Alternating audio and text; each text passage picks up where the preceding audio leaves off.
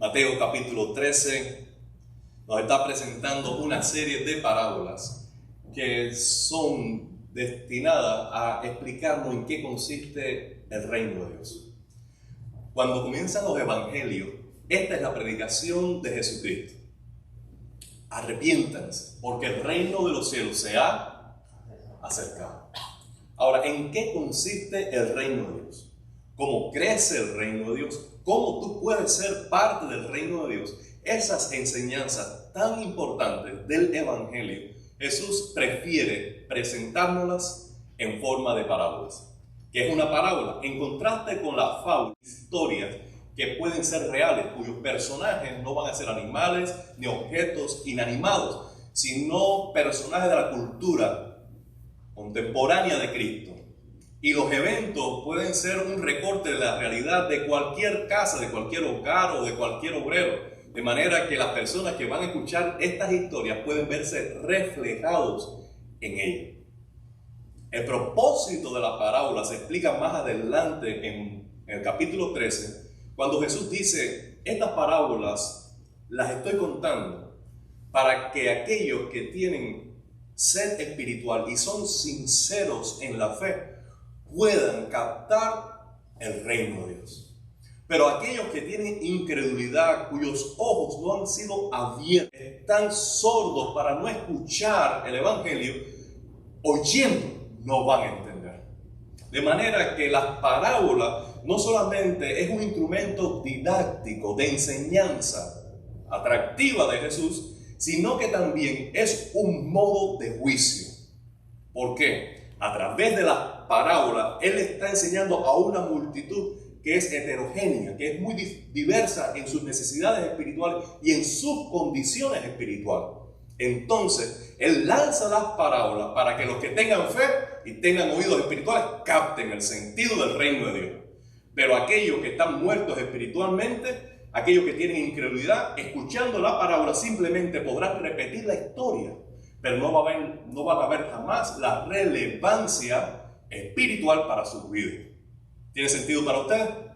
Por eso esta parábola quizás es la más conocida de las de Cristo, la parábola del sembrador. Hay algunos que han dicho que esta parábola pudiera llamarse también la parábola de los 4 terrenos, porque hay un énfasis fundamental no solo en la acción del sembrador, sino también en la respuesta de la tierra que recibe la semilla. ¿Qué significa esta parábola? Bueno, el propio Jesús nos da una explicación. Dice en los versículos del 18 al 23. Palabras de Jesús. Escuchen lo que significa la parábola del sembrador. Cuando alguien oye la palabra acerca del reino y no la entiende, pueden subrayar eso, y no la entiende, viene el maligno y arrebata lo que le fue sembrado en el corazón. Ya allí nos está diciendo que los terrenos también son los corazones. Esta es la semilla que fue sembrada junto al camino. Aquella que la sabe, se la comieron. El que recibió la semilla y cayó en terreno pedregoso es el que oye la palabra e inmediatamente la recibe con alegría. Pero, como no tiene raíz, dura poco tiempo. Y pueden subrayar ahí, no tiene raíz. Cuando surgen los problemas y las persecuciones a causa de la palabra, enseguida se aparta de ella. El que recibe la semilla y que cayó entre espinos es el que oye la palabra, pero las preocupaciones de esta vida, el engaño de la riqueza la ahogan, de modo que ésta no llega a dar frutos. Pero el que recibió la semilla que cayó en buen terreno es el que oye la palabra y la entiende. Oye y la entiende. Este sí produce una cosecha al 30, al 60 y al 100 por uno.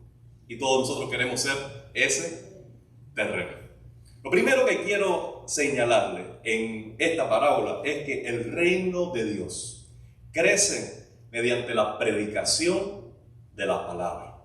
Esa es la primera enseñanza. La semilla es la palabra. Entonces, a diferencia de los reinos de este mundo que crecen por estrategia geopolítica, de guerra y de administraciones económicas y de establecer deudas y contratos y a través de la violencia y la fuerza. El reino de Dios no. El reino de Dios viene a través de la predicación de la palabra.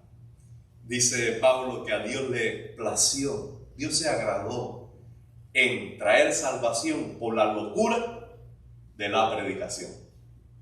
Porque aparentemente es una locura. ¿Cómo un reino puede vencer simplemente por el poder de la palabra? Ahora, hay razones para que Dios haga esto. Y en esto quiero su atención, por favor. Miren, si Dios decide establecer su reino en la tierra y hacerlo crecer a través de la palabra, quiere decir muchas cosas. En primer lugar, el respeto que Dios tiene al ser humano.